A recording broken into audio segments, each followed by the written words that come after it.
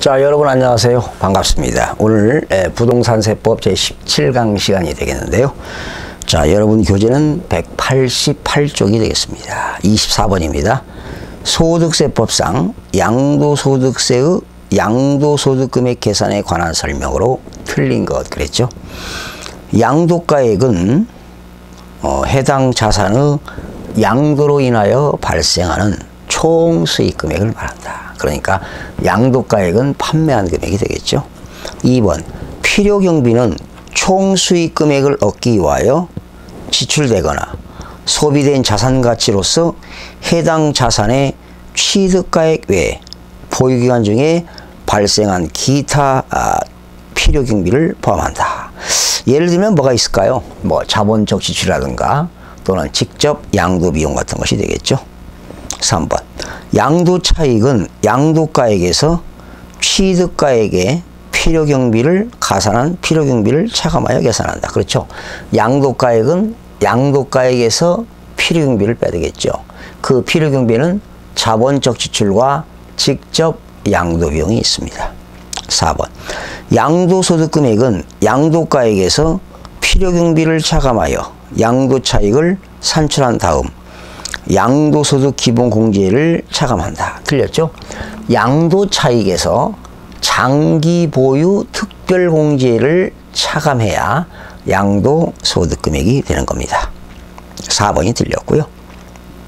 5번 고가주택의 양도차익은 양도가액에 대한 9억 원을 초과하는 부분에 대해서 비율로 곱하여 계산한다. 그렇죠? 여러분 고급주택의 양도차익은 어떻게 구합니까?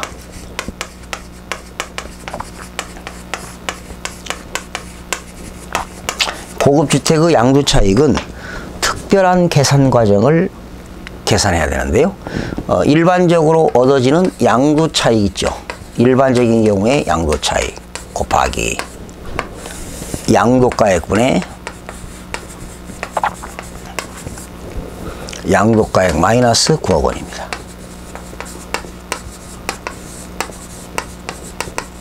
이렇게. 고급주택의 양도차익은 일반적으로 발생한 양도차익 곱하기 양도가액분의 양도가액 마이너스 9억 원 해야 됩니다. 그러니까 고가주택의 양도차익은 특별한 계산 과정을 거친다. 이렇게 보시면 되겠고요. 자, 25번입니다.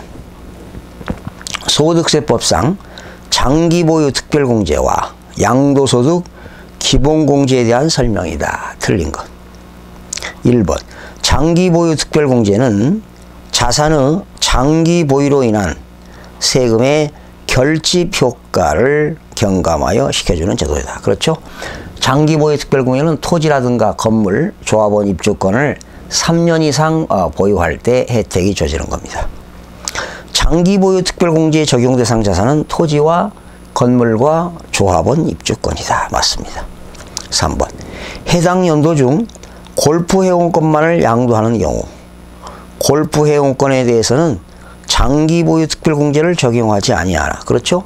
골프 회원권은 기타 자산이기 때문에 장기보유 특별공제를 적용하지 않습니다. 그러나 양도소득 기본공제는 적용이 합니다. 4번 미등기 자산을 양도한 경우 그렇죠? 미등기 자산을 양도할 때는 장기보유 특별공제와 양도소득 기본공제를 적용받을 수가 없습니다. 5번 해당 연도 중 토지와 건물을 동시에 양도한 경우 양도자산별로 각각 250만 원 공제한다. 틀렸죠? 만약에 여러분이 토지와 건물을 동시에 양도했을 때는 양도소득 기본공제를 각각 공제받는 것이 아니라 1년에 250만 원만 공제가 가능합니다. 5번 틀렸고요. 6번 국외자산의 양도소득 과세표준을 계산할 때 장기보유 특별공제는 적용하지 아니하나. 여러분 해외에 있는 부동산을 양도할 때는요 장기보유 특별공제는 적용되지 않습니다. 그러나 해외에 있는 부동산을 양도할 때는 양도소득 기본공제는 가능합니다. 7번 부동산 매매업자의 토지 등 매매 차익을 계산할 때 장기보유 특별공제는 적용되지만 양도소득 기본공제는 적용하지 않는다. 그렇죠. 부동산 매매업자는요, 장기 보유 특별공제는 적용이 되는데 양도소득 기본공제는 적용이 될 수가 없습니다. 8번. 1세대 3주택을 3년 이상 보유한 자가 등기된 주택을 양도할 때, 현재는요 1세대 3주택이던 다주택자가 양도하면 현재는 장기 보유 특별공제 적용됩니다. 근데 앞으로 2018년도부터는 아마 공제가 어려울 겁니다. 아마 세법이 개정되니까요. 9번. 비사업용 토지에 대해서는 장기 보유 특별공제 적용 기산일은, 그렇죠, 취득일로부터 계산한다. 현재는 비사업용 토지도 장기 보유 특별공제 적용이 대상이 됩니다. 자, 26번 넘어갑니다.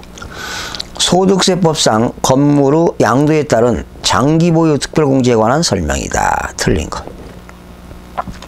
100분의 70의 세율이 적용되는 미등기 건물에 대해서는 장기 보유 특별공제를 적용하지 않습니다. 여러분, 부동산을 미등기로 팔면은 70%의 높은 세율을 적용하고요.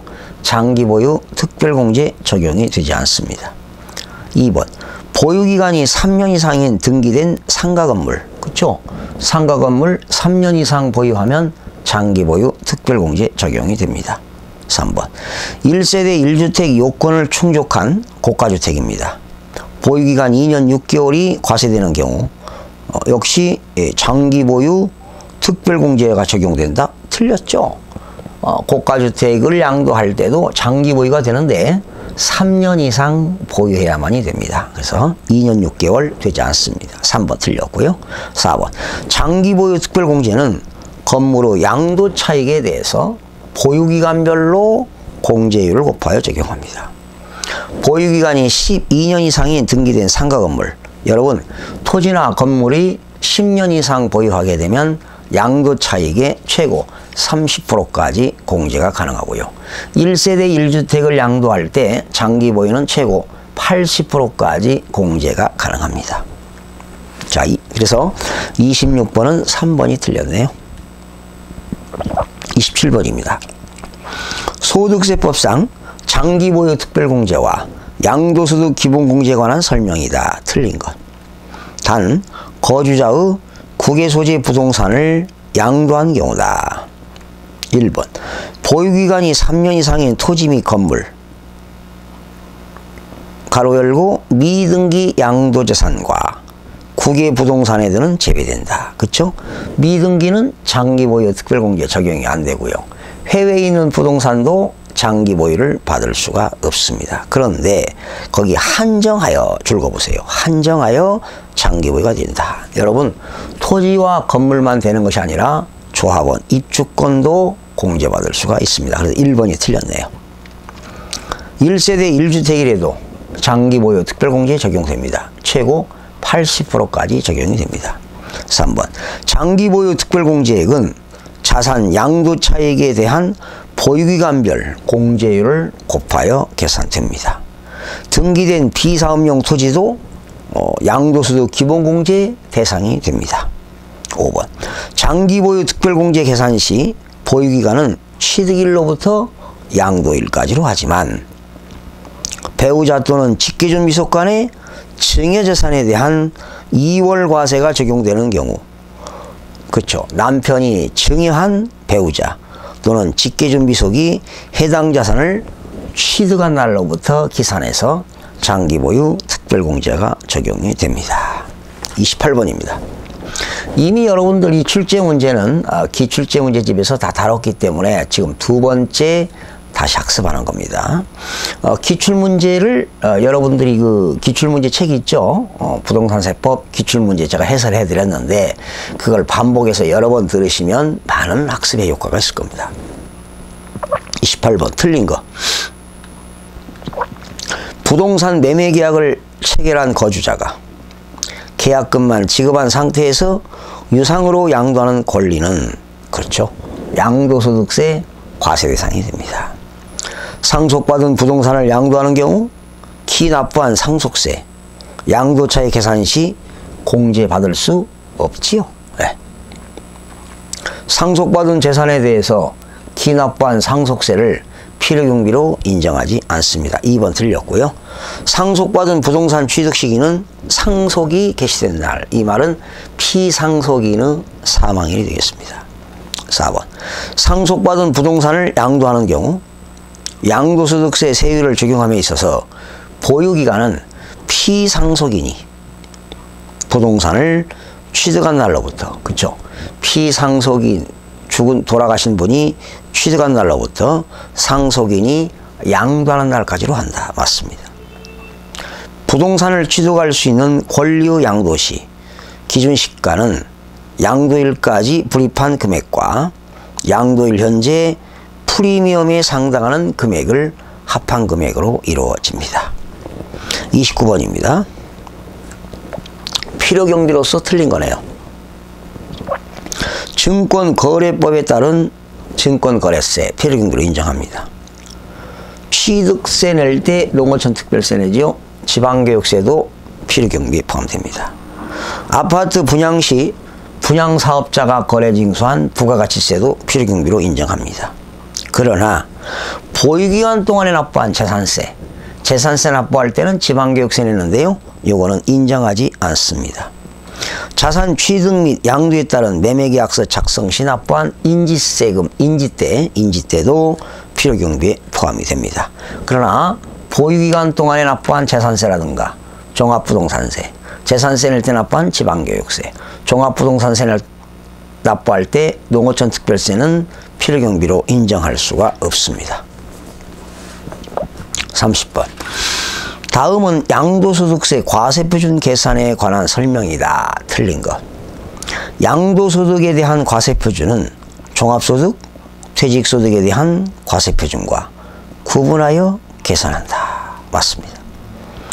양도소득세 과세표준은 양도소득 금액에서 양도소득 기본공제를 차감한 금액으로 하지요. 3번. 미등기 양도자산의 양도소득 금액에 대해서는 그렇죠? 양도소득 기본공제를 적용하지 않습니다. 4번. 양도소득 기본공제를 적용할 때 양도소득 금액에 감면소득 금액이 있는 경우에는 그 감면소득 금액 외의 양도소득 금액에서 먼저 공제하고요. 감면소득 금액 외의 양도소득 금액 중에서는 해당 과세기간에 먼저 양도한 자산의 양도소득 금액부터 순차적으로 공제를 해줍니다. 5번이 틀렸네요. 양도소득 기본공제는 해당 과세기간의 토지 또는 건물의 양도소득 금액에서 토지 또는 건물을 각각은 아니죠. 그룹별로 공제합니다. 양도소득 기본공제는 1년에 250만원을 공제하는데요. 그룹별로 1그룹은 토지, 건물, 부동산에 관한 권리, 기타 자산에 대해서 250만원, 주식 및 출자 지분에 대해서 250만원을 공제받게 되는 겁니다. 자, 5번이 틀렸고요. 그 다음에 31번 넘어갑니다. 갑이 2012년 3월 5일 특수관계인 을로부터 토지를 3억 1천만 원에 취득했습니다. 그런데 시가는 3억입니다. 그러니까 시가 3억짜리를 3억 1천만 원에 취득했어요. 그래서 2015년 10월 5일 날 갑의 특수관계자인 병에게 시가 5억 6천만 원짜리를 5억 원에 양도했습니다. 이때 갑의 양도소득 금액은 얼마이냐? 다만 토지는 등기된 국내 소재의 소득세법상 비사업용 토지이고 취득과 가격 외의 필요경비는 없으며 갑을병은 거주자이고 배우자 및 직계존비속 관계가 없다. 역시 특수관계인이죠. 여러분, 특수관계인과의 거래에서는요, 아주 중요한데,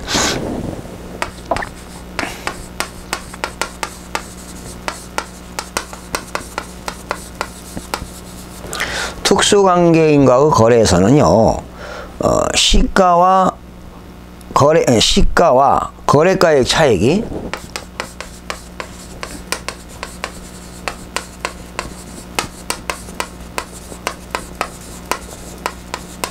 3억 원 이상이거나 또 시가와 거래가액 차액이 5% 이상이야 돼. 5% 이상. 이렇게 시가와 대가와 그 차액이 3억 원 이상이거나 시가와 대가와 그 차액이 5% 이상일 때는 조세 부담을 부당하게 감소시키는 것으로 인정되어서 뭘로 계산하느냐? 시가로 계산합니다. 그래서 거기 보세요. 시가가 3억짜리를 3억 천에 팔았습니다. 자, 시가가 3억짜리를 거래가액이 3억 천. 그럼 여러분 3억에 5%면 1,500이니까 3억 천에 팔았으니까 5%가 안 되죠. 그럴 때는 뭘로 계산한다? 시가로 계산합니다. 3억. 그리고 얼마에 팔았어요? 시가가 5억 6천짜리를 5억에 싸게 팔았죠. 그러면 5% 이상 차이 지니까 역시 시가로 계산해야 되겠습니다. 그러면 결과적으로 양도가액 시가는 얼마입니까? 5억 6천.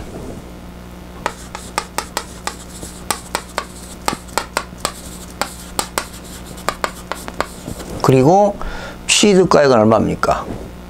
시가.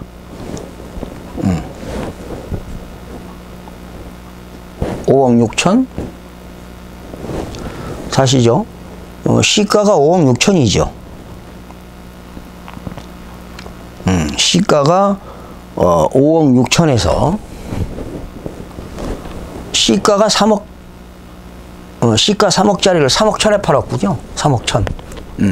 시가 3억짜리를 3억 천에 팔았습니다. 이건 5%가 안 되니까 거래 가격으로 보는 거죠. 그러면 양도가액은 5억 6천이고 취득가액은 5% 이상 지면 시가로 해야 되는데 이건 5%가 안 되기 때문에 그냥 3억 천 인정합니다. 그러면 양도 차익이 2억 5천이죠. 그런데 비사업용 토지입니다. 지금은 비사업용 토지가 장기 보유 특별공제가 적용되는데요. 그 당시 2021회 때죠. 그 당시는 비사업용 토지는 장기 보유 특별공제가 적용이 안 됐기 때문에 바로 양도 차익 얼마입니까? 2억 5천이죠. 2억 5천이 양도 차익이면서 이것이 양도 소득 금액이 되겠습니다. 정답은 4번이 되겠네요. 지금 현재는 장기 보유 특별공제, 양도소득 기본공제 적용이 되지만 그 당시는 적용이 되지 않았습니다. 다음 32번으로 넘어갑니다. 2007년도 취득 시 등기한 토지를 2015년 6월 15일에 양도한 경우 소득세법상 토지의 양도차익 계산에 관한 설명으로 틀린 것. 특수관계자의 거래가 아닙니다. 여러분 취득 당시 실질거래 가격을 확인할 수 없을 때는 취득가액을 알 수 없다. 뭘로 계산합니까? 매감한기죠.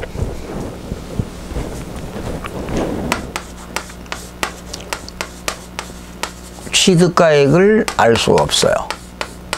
이때는 매감한기. 매매사례가액, 감정가액, 환산가액, 기준시가가 되겠습니다. 매감한기.